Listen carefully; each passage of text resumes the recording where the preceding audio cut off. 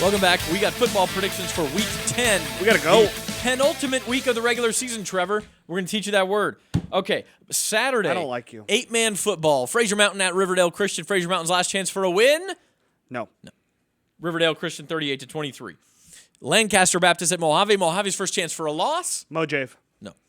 Lancaster Baptist is very good, but Mojave's going to beat them. And now into Friday. 8-man football on Friday. MARICOPA in Cambria to take on Coast Union. I might go somewhere near MARICOPA on Saturday. So, MARICOPA. I'm going MARICOPA too, 54-42. Okay, 11-man football now. Boron at Vasquez. This could very well be the championship game in the Desert Mountain League. It's only a 3-team league. They still play a game next week, but this is the two 1-0 teams right now. And I got the Bobcats, Boron Bobcats. And I'm the bad guy. I got Vasquez. Boo. Burroughs in a tough league. It continues against Serrano. A game Paul Gola actually cares about. Yeah, he's a Serrano grad. That's right. Yes, he is. And I think the Fighting Paul Golas are going to take this one, even in Ridgecrest. It's a tough place to play. But I got Serrano by a touchdown. Yep, Diamondbacks winning this one over the Burroughs. All right, the Burros.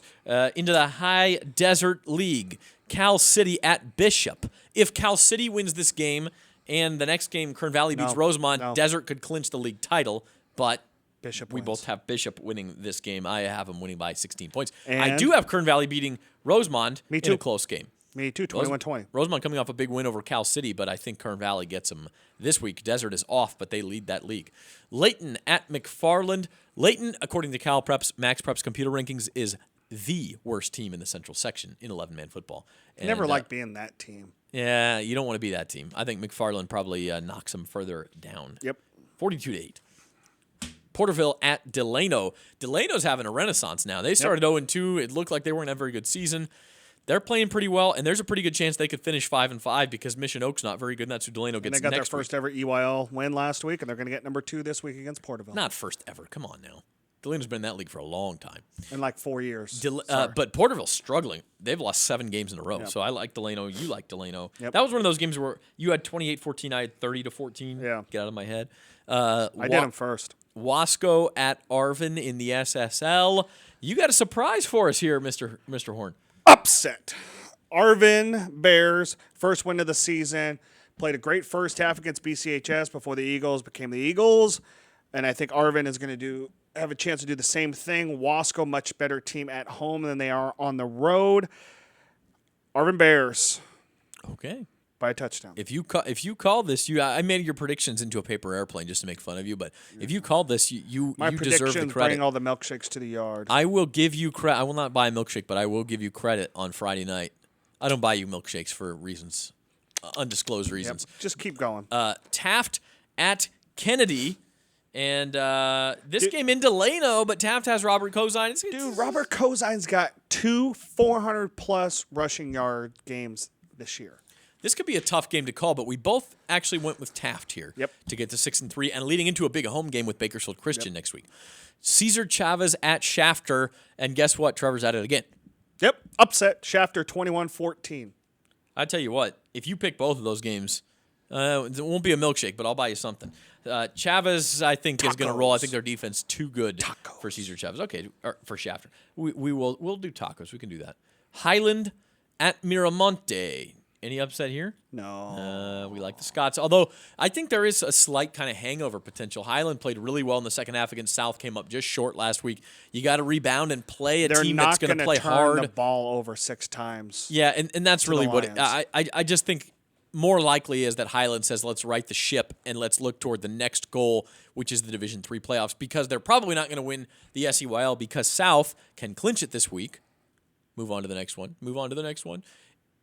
At Foothill, as long as they beat the 1-7 Trojans, South and that wins is the regular season finale for South. Yeah, they would win their 4th straight league title. They've already clinched a tie, so they're going to have 4 straight anyway, but this would win it outright. And we both like the Rebels to do that with ease. Tough season for the Trojans. Let's move into the Southwest Yosemite League now. Let's do it. Frontier is at GARCES. This game, for me, more important for GARCES. If they are going to be the number 2 seed in Division II, 7-3 against that schedule is good enough to get the number 2 seed. If they go to 6-4 or 5-5, and remember they got Stockdale next week. Yeah. You better win this game. You don't want to have too many losses, even if they're two Division I teams, or it's really going to start to hurt that seed. And I agree, and that's the big thing is that you have to kind of continue this progression I think Joe Tobias has played really well in place of Connor Bruce at quarterback, and it has allowed Chris Coleman to kind of do Chris Coleman things at the slot position, and then obviously at the defensive back position.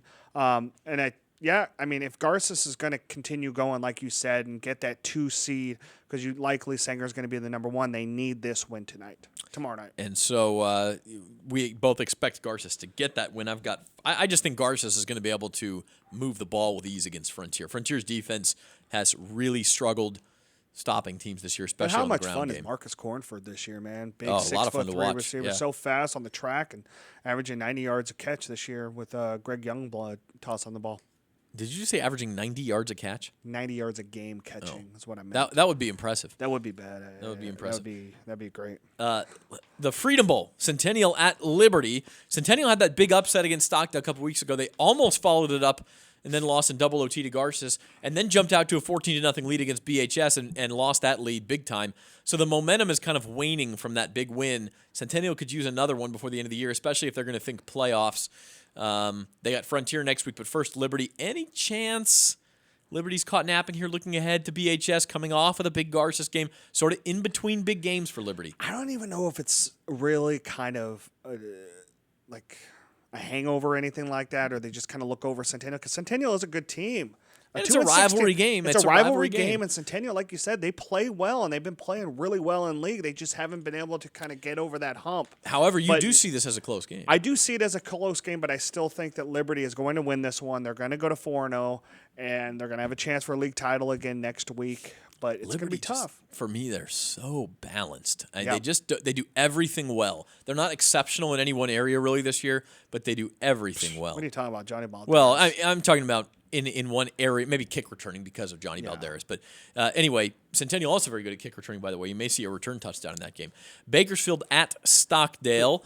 Tough game for the Drillers here. And they've got the big game with Liberty next week too. Yeah. So could they be looking ahead? They got to take care of a really difficult road trip here.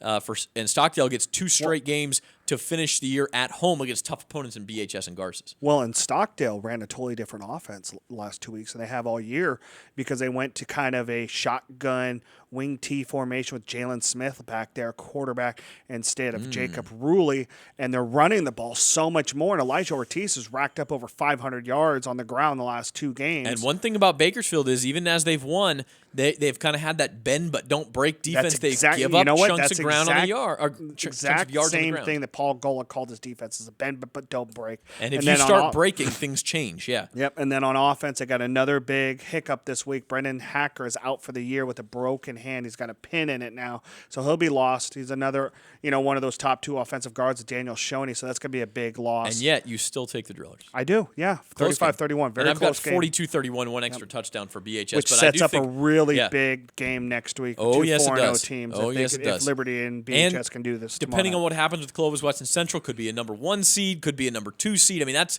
Liberty BHS next week is a huge game if they both win this week. Okay, into the SYL leading up to our game of the week. This week, Golden Valley at West, kind of two lost seasons here, but I think we both like Golden Valley to I win got their Golden Valley third by game. 2 touchdowns. You got a little bit bigger there. East at Independence. East has been close, but no cigar in the last 2 weeks against TEHACHAPI and Ridgeview, so they're sort of out of the league title chase, but they could really improve their D3 seed with a win here. They finished with Golden Valley. East could get to 9 wins, but Independence playing really well. Really well. When you look at it, 41 points in their 4 losses, 190 in their 4 wins. That's 47.5 points a game in their 4 wins. I see them pulling it out in a shootout, 35-28 over East. East, a really great season, but tough run so far. 35 points would be by far the most East has allowed all season. But Independence is running the ball. They really are. Lucas Lucero loves his offensive line. And this is the game you're going to be at. We both take Independence, and if they could win and Ridgeview could win our game of the week, that sets up another huge game next week between Independence and Ridgeview. And SYL. But here we go. Our game of the week, again, live on Bakersfield.com. Pregame 7 o'clock, kickoff 7:30. Catch it live.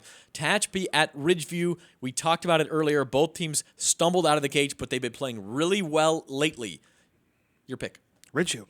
I think it's going to be a close game, but I think that athleticism and I think everything's kind of rolling. You put Anthony Alcady at left tackle, it gives a big mobile guy that you can run behind with either Moya or Glinton. And I will also take Ridgeview. I just think I think defensively, Tehachapi, when they can't run the ball, things get away from them. And look at Ricky Leung-Wai to have a big game, blow things up in the backfield. If Ridgeview guys stay in their assignments on defense, they win this game. Well, this has been BVarsity Live, everybody. Our producer is Chris McCullough. That's Trevor Horn. I'm Zach Ewing. Thanks to Ridgeview, Dennis Manning and his players. Thanks to Andy Bogart of the Fresno Bee. Again, Ridgeview Tehachapi live tomorrow starting at 7 o'clock right here on Bakersfield.com. Until then, we'll see you next week, everybody. Bye-bye.